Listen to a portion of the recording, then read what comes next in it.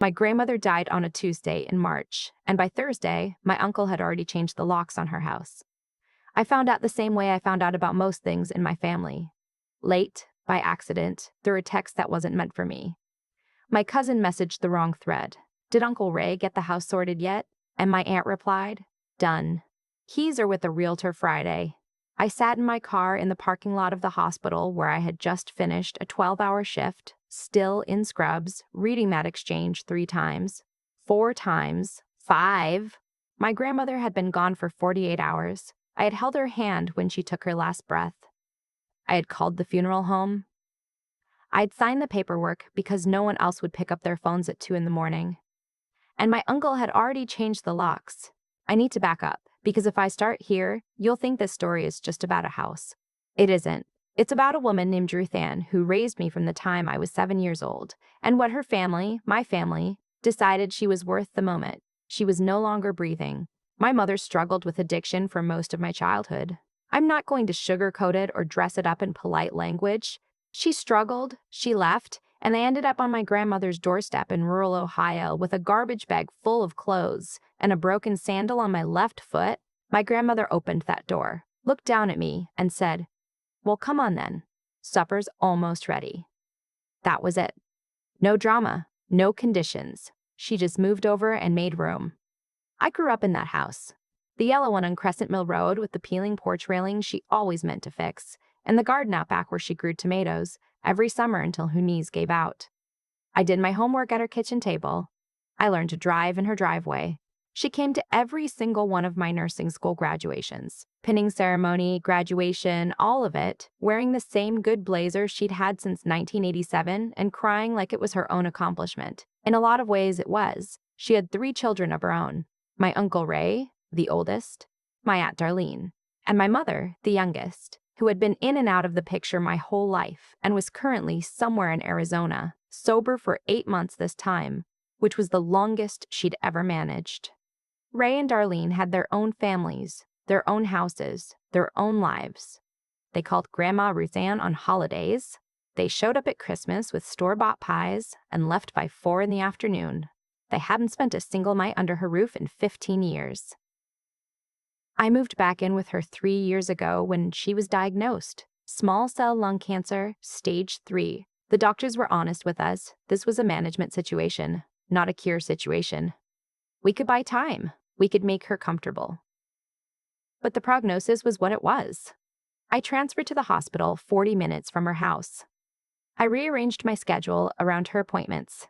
I learned which medications made her nauseated and which ones she could tolerate, and I became the person who talked to her oncologist in a language she could understand and then translated it for her afterward in terms that didn't make her feel like a case number. Ray and Darlene visited twice in 2 years. Twice. I counted, because I was the one who had to explain to her each time why they couldn't stay longer, why they had to get back, why this or that had come up. I watched her face smooth itself into acceptance while her eyes said something else entirely. She never complained about them. That wasn't her way. She would just say, "They have their own lives, sweetheart," and then ask me if I wanted more coffee. I want you to understand that I didn't move in because I expected anything from it. I didn't have some plan. I moved in because she was sick and scared, and she was the only mother I had ever really known. And I was not going to let her die alone in that house while I sat in my apartment 40 minutes away and told myself I had tried. But here's what happened while I was there. She asked me, about 6 months in, if I would come with her to see a man named Mr. Greeley. He was an attorney in town, older, had handled her affairs for decades. She didn't tell me why, just asked if I could drive her and maybe come in. I sat in that office and listened while she told him that she wanted to update her estate plan. She was very clear, very calm, very Ruth Ann about the whole thing. She told him she wanted to leave the house and its contents to me. She told him she wanted her savings, about $180,000, most of it from my late grandfather's life insurance, and 40 years of careful living, split between me and a small animal rescue she had volunteered with for over a decade. She was not confused. She was not pressured. She asked me to wait outside for the part where she signed, because she said she wanted it to be something she did on her own as a free person making a free choice. Mr. Greeley, I would later learn, made note of her mental state in his file. He noted that she was oriented, coherent, and had expressed her wishes without prompting. He had been doing estate law for 31 years. He knew what he was looking at. She never told Ray or Darlene what she had done. I found out about the locks on a Thursday. The funeral was Saturday. I want you to picture that. I buried my grandmother on a Saturday morning, and by Sunday afternoon, I was standing on the porch of the house I had lived in for 3 years, with a casserole dish I had borrowed to bring food to the reception, unable to get inside to return it. I called Ray. He let it ring. I called again. He picked up on the fourth try and said in a voice I can only describe as aggressively casual that he'd had the locks changed for security purposes and that if I needed to get anything out of the house, we could schedule a time. I said, "My things are in that house, Ray." He said, "Well, we'll need to sort through everything and figure out what's what." I asked him what that meant. He said, "The house is part of the estate. Nothing moves until the estate is settled." I didn't say anything for a long moment. Then, I asked him if he'd spoken to Mr. Greeley. There was a pause. "We'll be handling things through our own attorney." I hung up. I sat in my car on Crescent Mill Road for 20 minutes, looking at the yellow house with the peeling porch railing. Then I called Mr. Greeley's office and left a message. He called me back Monday morning before 9. He was not surprised by what I told him. He said, in the way of a man who has seen this particular movie before, "That's why we file these things, dear." It took 4 months. I want to be honest with you about those 4 months because they were not a montage of righteous confidence. There were nights I questioned every choice I had made. There were moments I wondered if I had somehow misunderstood what she meant, what she wanted, whether I was the one being unreasonable. Grief does that to you. It makes the ground uncertain under your feet even when you're standing on solid concrete. Ray and Darlene had hired an attorney, a sharp one, I'll give them that, who filed a petition contesting the will on the grounds of undue influence. The argument was essentially that I had manipulated an elderly, ill woman into leaving me her assets by positioning myself as her caregiver. That my presence in her home was not love, but strategy. That's the part that broke something in me. Not the legal maneuvering, not the money, not even the house. It was the framing. That the 3 years I had spent, the medication schedules, the 2 a.m., ambulance rides, the oncology appointments, the nights I sat with her when she couldn't sleep and read aloud to her from the mystery novels she loved, that all of that was a con. My Aunt Darlene told my cousin, who told someone else, who eventually told me, that I had taken advantage of a lonely old woman. Ruth Ann was not a lonely old woman. She was a sharp, funny, deeply intentional person who knew exactly what she was doing and who she trusted, but she wasn't there anymore to say that herself, so someone else had to say it for her. Mr. Greeley had, over 31 years of practice, developed what I came to think of as a very specific kind of patience. He did not rush. He did not perform outrage on my behalf. He just worked. He had kept meticulous records of the appointment where my grandmother had updated her will. He had the signed documents, witnessed and notarized. He had his own handwritten notes from that session documenting her clarity of mind, her specific and unprompted statements about each beneficiary, and her explicit acknowledgement that she understood her other children might be displeased. That last part, she knew. She had sat in that office and told her attorney, clearly, that she understood Ray and Darlene might be upset, and that she had considered it, and that her decision was final. He also had something else. About a year before she updated the will, my grandmother had written a letter. Not to me. I didn't know it existed until Mr. Greeley told me about it. She had written it to him and asked him to keep it with her file. It was 4 pages, handwritten in her careful cursive, explaining her reasoning. She described each of her children. She described each of her children. She described me. She described what the last decade had looked like in terms of who had shown up and who had not. She had kept records. Not in a vindictive way, that wasn't her, but she had written down, in her own words, what the years had looked like. Christmas visits that lasted 3 hours. A surgery in 2019, where she'd woken up in the recovery room to find only me there. A birthday call from Ray that came 6 days late, a year when Darlene hadn't called at all. And then she had written about me. About the night I drove 4 hours in a snowstorm to get to her when she'd had a bad reaction to a new medication. About the fact that I had left a job I loved to be closer to her. About how I made her laugh, she wrote, even on the bad days, even when neither of us felt much like laughing. I didn't read that letter until after everything was resolved. Mr.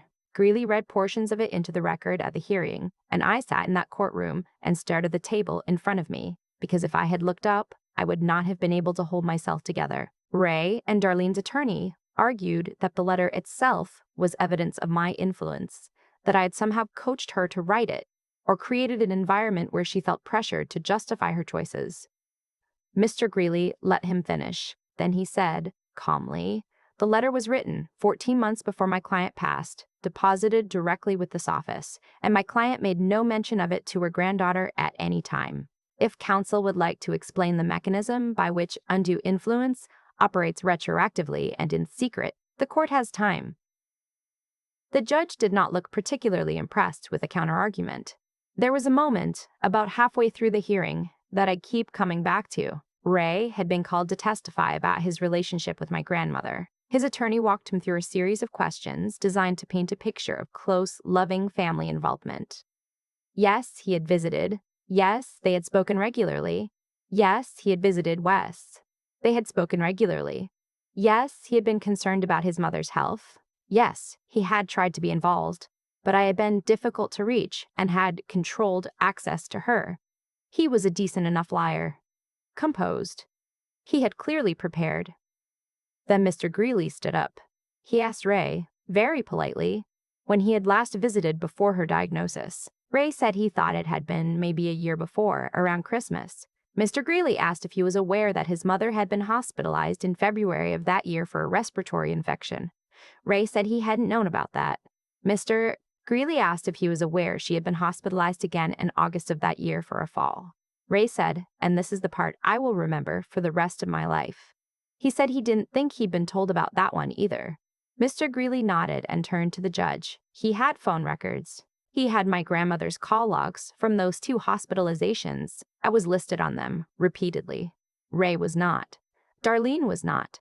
He also had the hospital's visitor log, and he had my grandmother's own medical records, which listed me as her emergency contact, her healthcare proxy, and her primary support person.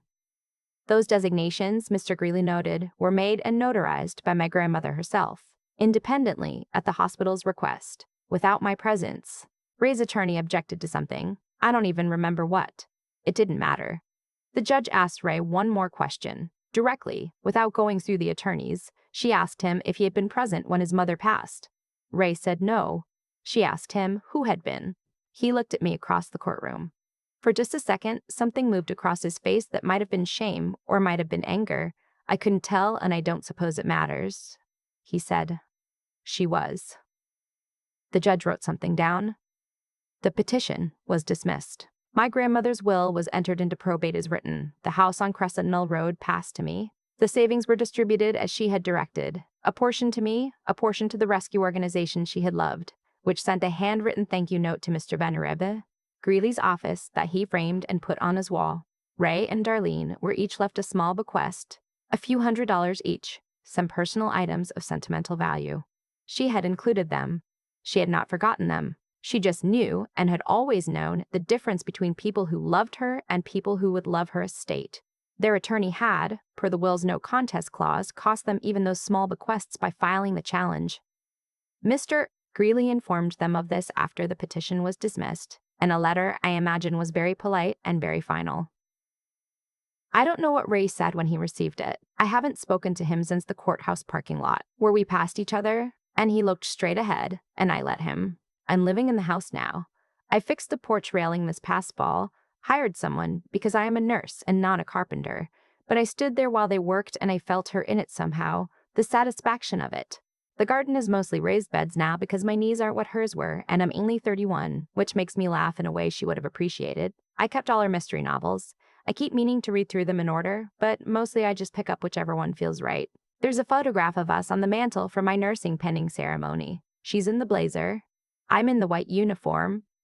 We're both grinning like idiots at whoever was behind the camera. I look at it sometimes when I come home from a long shift and I think about what she wrote in that letter, that I made her laugh, even on the bad days. She did the same for me. She still does, actually, just differently now. A lot of people, when they hear this story, want to talk about the money, or the house, or what happened in the courtroom, and I understand that there's something satisfying about watching a legal system work the way it's supposed to work. about watching the records speak when the person who kept them can no longer speak for herself. But that's not the part I think about most.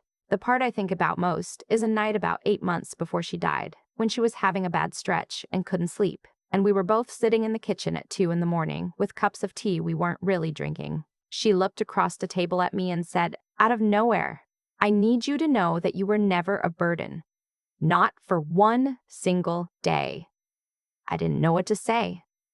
I started to say something deflecting, the way you do, and she stopped me. I'm not saying it for you, she said. I'm saying it because it's true and someone should have said it to you a long time ago, and I'm sorry it took me this long. I have been a nurse for 6 years. I have sat with a lot of people in their last months. I have learned that there is a particular kind of generosity that comes to some people at the end, a clarity, a willingness to say the things that always seem too large or too awkward to say before. Not everyone finds it. She found it in abundance. What Ray and Darlene wanted to take from me was not a house or a savings account. It was the claim that what we had together was real, that she had chosen me deliberately, with full knowledge and full love, and that the choosing meant something. You cannot cross-examine that in a courtroom. You cannot introduce a motion to dismiss it. You cannot change the locks on it. She made sure of that. And honestly, so did Mr. Greeley. With his 31 years and his careful notes in his letter, filed quietly in a cabinet, waiting for the day when it would need to speak. Real protection doesn't announce itself. It just holds. People keep asking me if I feel like I won something. I thought about how to answer that for a long time now. And the most honest thing I can say is, it doesn't feel like winning. It feels like surviving. And those are very different things. What happened in that courtroom wasn't a victory I engineered. It was a consequence. Ray and Darlene's own choices accumulated over years, finally meeting the record my grandmother had quietly kept of them. She didn't keep that record out of bitterness. She kept it the way careful people keep things, because she understood that the truth, left undocumented, is easy to argue with. She was smarter than any of us gave her credit for, and she'd been watching longer than any of us knew. That's the part I keep coming back to. Not the legal outcome, not the no contest clause, not the look on Ray's face when Mr. Greeley read the hospital visitor logs. If that she saw all of it clearly. The absences, the excuses, the way people show you exactly who they are over time if you're paying attention. And she didn't harden. She just made sure the truth was somewhere safe. I think about my own life through that lens now. The choices I make when no one is watching. Whether I'm showing up the way I want to be remembered as showing up. It's easy to tell yourself a story about who you are. It's another thing entirely to have your actions speak for you when you're no longer in the room. My grandmother's letters spoke for her without her having to say a single word in that courtroom, because her actions over 20-something years had already made the argument. Ray and Darlene told themselves a story too, that they were good children, that they were busy, that intention counted as presence, that a Christmas visit made up for 11 months of silence. People do that, construct a version of themselves that flatters their choices, and then get genuinely confused when the world doesn't confirm it. I don't think Ray was performing in that courtroom. I think he actually believed the version of events he was describing. That's the most unsettling part. Not that he lied, but that he had stopped being able to tell the difference. I don't want to live like that. I don't want to be 70 years old and discover, in some quiet, undeniable moment, that the life I thought I was living was mostly just a story I told myself. What my grandmother modeled, without ever framing it as a lesson, without sitting me down and explaining it, was something simple and very hard. Show up. Keep showing up. Not for credit, not for reward, not because someone is watching and logging it. Show up because it's what you actually believe a person should do, and let that consistency become its own kind of documentation. The house is mine now. The porch railing is fixed. The tomatoes are growing, a little crooked, in the raised beds out back. I did not win anything I wasn't already living for. I just stayed.